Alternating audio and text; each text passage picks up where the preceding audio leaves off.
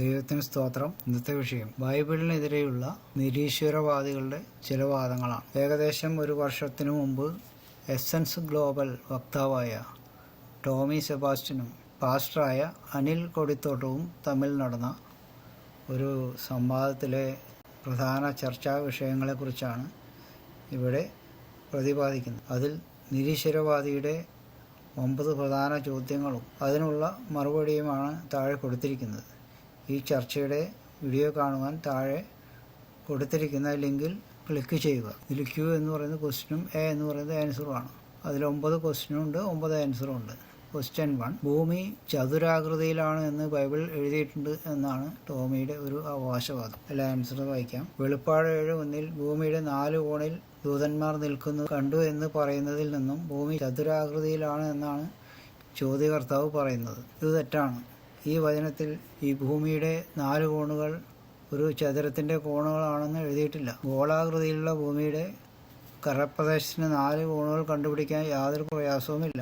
ഭൂമിയുടെ മാപ്പോ ഗ്ലോബോ ഉപയോഗിച്ച് ഇത് കണ്ടുപിടിക്കാം. അടുത്ത ക്വസ്റ്റ്യൻ, ദാനിയേൽ 4:10-11 വാക്യങ്ങളിൽ നെബൂഖദ്നേസർ രാജാവ് കണ്ട സ്വപ്നത്തിൽ ഭൂമിയിൽ എല്ലാ സ്ഥലത്തും കാണാവുന്ന ഒരു വൃക്ഷത്തെപ്പറ്റി എഴുതിയിരിക്കുന്നു. ഈ വൃക്ഷത്തിൻ്റെ മുകളിൽ നിന്നാൽ ഭൂമി മുഴുവനും കാണാൻ സാധിക്കുമെന്നാണ് ബൈബിളിൽ എഴുതിയിരിക്കുന്നത് എന്നാണ് ഈ നിരീശ്വരവാദി പറയുന്നത്. അതിൻ്റെ ആൻസർ എന്താണ്? ഈ വചനങ്ങൾ വായിച്ചു നോക്കിയാൽ അങ്ങനെയല്ല എഴുതിയിരിക്കുന്നത് എന്ന് കാണാം. വചനം വായിക്കാം. ദാനിയേൽ 4:10-11 കിടക്കയിൽ വെച്ച് എനിക്കുണ്ടായ ദർശനമായത് ഭൂമിയുടെ നടുവിൽ ഞാൻ ഒരു വൃക്ഷം കണ്ടു. അത് ഏറ്റവും ഉയരമുള്ളതായിരുന്നു. ആ വൃക്ഷം വളർന്നു ബലപ്പെട്ടു. അത് ആകാശത്തോളം ഉയരമുള്ളതും സർവ്വഭൂമിയുടെയും അറ്റത്തോളം കാണാവുന്നതുമായിരുന്നു എന്നാണ് ഇവിടെ എഴുതിയിരിക്കുന്നത്. മരത്തിൻ്റെ മുകളിലിരുന്ന് ഭൂമി മുഴുവൻ കാണാൻ പറ്റുന്നതല്ല ഇതിൽ എഴുതിയിരിക്കുന്നത്. ഭൂമിയുടെ എല്ലാ സ്ഥലത്തും കാണാവുന്ന ഒരു മരത്തിൻ്റെ ചിത്രം ആർക്കും വരയ്ക്കാവുന്നതാണ്. താഴെ കാണിച്ചിരിക്കുന്ന ചിത്രം നോക്കുക. അങ്ങനൊരു ചിത്രം ഞാൻ വരച്ചുണ്ടാക്കിയതാണ് ഈ കാണുന്നത്. കണ്ടോ? ഇത് ഭൂമിയുടെ എവിടെ നിന്നാലും ഈ മരം കാണാം. കണ്ടില്ലേ? പിന്നെ 3ാമത്തെ ക്വസ്റ്റ്യൻ, മത്തായി 4 പിശാച് ഏറ്റവും ഉയർന്ന ഒരു മലമേൽ യേശുവിനെ കൂട്ടിക്കൊണ്ടുപോയി ലോകത്തിലെ സകല രാജ്യങ്ങളെയും കാണിച്ചു എന്ന് എഴുതിയിരിക്കുന്നത് നടക്കാത്ത കാര്യമാണ് എന്നാണ് നിരീശ്വരവാദി പറയുന്നത്. എൻ്റെ ആൻസർ, ഭൂമിയിൽ മാത്രമല്ല മലകൾ ഉള്ളത്, മറ്റു ഗ്രഹങ്ങളിലും ഉണ്ട്. ചന്ദ്രനിൽ ഭൂമിയിലുള്ളതിനേക്കാൾ ഉയരമുള്ള മലകളുണ്ട് എന്ന് ശാസ്ത്രം കണ്ടുപിടിച്ചിരിക്കുന്നു. ചന്ദ്രൻ ഭൂമിക്ക് ചുറ്റും കറങ്ങുന്നതിനാൽ ചന്ദ്രനിലെ ഏറ്റവും വലിയ മലയിൽ യേശുവിനെ പിശാച് കൊണ്ടുപോയിട്ടാണോ ഭൂമിയിലെ സകല രാജ്യങ്ങളെയും കാണിച്ചു കൊടുത്തതെന്ന് ചിന്തിക്കാൻ നിരീശ്വരവാദിക്ക് സാധിക്കുന്നില്ല. മത്തായി 4:8 വായിക്കാം. പിന്നെ പിശാച് അവനെ ഏറ്റവും ഉയർന്ന ഒരു മലമേൽ കൂട്ടിക്കൊണ്ടുപോയി ലോകത്തിലുള്ള സകല രാജ്യങ്ങളെയും അവയുടെ മഹത്വത്തെയും കാണിച്ചു. യേശുക്രിസ്തുവിനെ പിശാച് ഭൂമിയിലെ എല്ലാ രാജ്യങ്ങളെയും കാണിച്ച കാര്യത്തെക്കുറിച്ചാണ് ഈ വചനം. 4ാമത്തെ ക്വസ്റ്റ്യൻ, ഉൽപ്പത്തി പുസ്തകം 1-ാം അധ്യായത്തിൽ 4-ാം ദിവസം ദൈവം സൂര്യനെയും ചന്ദ്രനെയും ഉണ്ടാക്കി എന്നെഴുതിയിട്ടുണ്ടെന്ന് നിരീശ്വരവാദി തെറ്റായി വ്യാഖ്യാനിക്കുന്നു. എൻ്റെ ആൻസർ വായിക്കാം. ഉൽപ്പത്തി 1:16 പ്രകാരം ആകാശവിധാനത്തിൽ വെളിച്ചങ്ങളെ ഉണ്ടാക്കുകയാണ് ദൈവം ചെയ്തത്. സൂര്യനെയും ചന്ദ്രനെയും ഉണ്ടാക്കിയതായി ഈ വചനത്തിൽ എഴുതിയിട്ടില്ല. ഉൽപ്പത്തി 1:1 ആദിയിൽ ദൈവം ആകാശങ്ങളും ബ്രാക്കറ്റിൽ സ്വർഗങ്ങളും ഭൂമിയും സൃഷ്ടിച്ചു എന്നാണ് എഴുതിയിരിക്കുന്നത്. അതായത് പ്രപഞ്ച സൃഷ്ടി നടത്തിയെന്നാണ് അർത്ഥമാക്കുന്നത്. സൂര്യനടക്കം നക്ഷത്രങ്ങളും ഗ്രഹങ്ങളും അതിലുണ്ട്. അതിനുശേഷം അനേക വർഷങ്ങൾ പ്രപഞ്ചത്തിലെ സൃഷ്ടികൾക്ക് പല മാറ്റങ്ങൾ വന്നിട്ടുണ്ട്. ഇതേക്കുറിച്ചുള്ള വീഡിയോകൾ കാണുവാൻ താഴെ കൊടുത്തിരിക്കുന്ന ലിങ്കിൽ ക്ലിക്ക് ചെയ്യുക. അതിനുശേഷം ഉൽപ്പത്തി 1:2 വാക്യം മുതലാണ് ഭൂമിയിൽ ദൈവം വരുത്തിയ മാറ്റങ്ങളെക്കുറിച്ച് എഴുതപ്പെട്ടിരിക്കുന്നത്.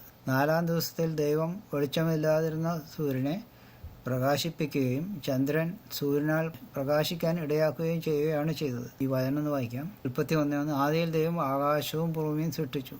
യഥാർത്ഥത്തിൽ ആകാശം ഭൂമി എന്നല്ല, ശരിക്കും പറഞ്ഞാൽ സ്വർഗങ്ങളും ഭൂമിയും സൃഷ്ടിച്ചു എന്നാണ് എഴുതിയിരിക്കുന്നത്. മൂലഭാഷയിൽ അങ്ങനെയാണ്.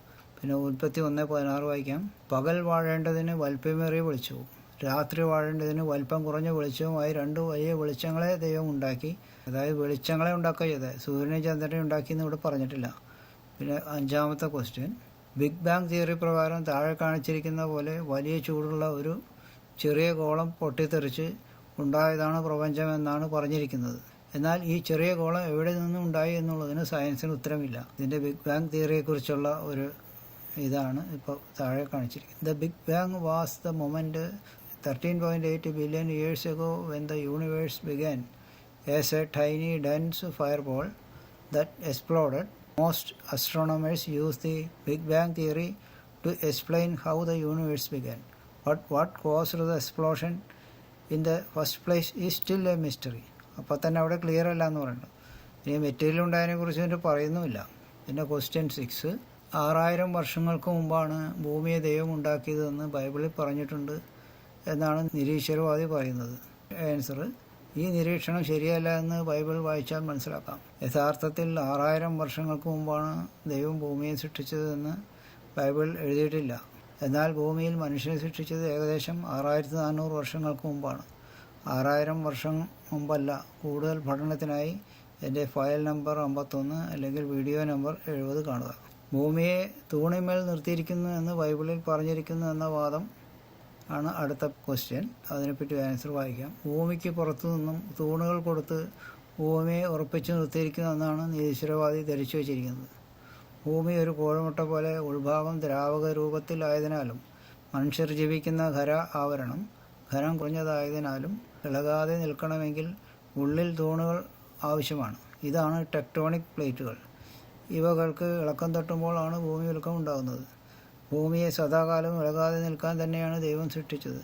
എന്നാൽ മനുഷ്യൻ്റെ പാപം നിമിത്തം ഭൂമി ദൈവത്താൽ ശപിക്കപ്പെടുകയും ഭൂമിയുടെ തൂണുകൾ ടെക്ടോണിക് പ്ലേറ്റുകൾ ഇളകുകയും ഭൂമി ഉൽക്കം ഉണ്ടാവുകയും ചെയ്യുന്നു. യെശയ്യാ 24, 19, 20 വാക്യങ്ങളാണ് അത് പറഞ്ഞിരിക്കുന്നത്. സങ്കീർത്തനങ്ങൾ 75:3 ഭൂമിയും അതിലെ സകല നിവാസികളും ഉരുകിപ്പോകുമ്പോൾ ഞാൻ അതിൻ്റെ തൂണുകളെ ഉറപ്പിക്കുന്നു. ഈ തൂണുകൾ എന്ന് പറയുന്നത് അതിൻ്റെ ടെക്ടോണിക് പ്ലേറ്റുകളുടെ കാര്യം പറയുന്നു. പിന്നെ യെശയ്യാ 24, 19, 20 ഭൂമി പൊടുകൂടെ പൊട്ടുന്നു, ഭൂമി കിറുകിറെ കീറുന്നു, ഭൂമി കിടുകിടെ കിടുങ്ങുന്നു, ഭൂമി മത്തനെ പോലെ ചാഞ്ചാടുന്നു, കാവൽ മാടം പോലെ ആടുന്നു, അതിൻ്റെ അകൃത്യം അതിന്മേൽ ഭാരമായിരിക്കുന്നു, അത് വീഴും എഴുന്നേൽക്കുകയുമില്ല. ഈ പാപം കാരണമാണ് ഈ ഭൂമി ഉൽക്കം ഉണ്ടാകുന്നതെന്നാണ് ബൈബിൾ പറയുന്നത്. 8ാമത്തെ ചോദ്യം: ആകാശത്തു നിന്നും നക്ഷത്രം ഭൂമിയിൽ വീഴുന്നുവെന്ന് വെളിപ്പാട് 9 എഴുതിയിരിക്കുന്നത് തെറ്റാണെന്ന് ടോമി വാദിക്കുന്നു. ആൻസർ: ആകാശത്തു നിന്ന് ഒരു നക്ഷത്രം ഭൂമിയിൽ വീണാൽ ഭൂമി ഇല്ലാതാകുമെന്ന് ഏത് മനുഷ്യനും അറിയാവുന്നതാണ്. നക്ഷത്രം എന്ന് വെളിപ്പാട് 9 കാണുന്നത് വാൽ നക്ഷത്രമാണ്. പിന്നെ അടുത്ത ചോദ്യം: വെളിപ്പാട് 12 കാണുന്ന നക്ഷത്രങ്ങൾ എന്ന് പറയുന്നത് യഥാർത്ഥ നക്ഷത്രങ്ങളാണ് എന്നാണ് ടോമി വാദിക്കുന്നത്.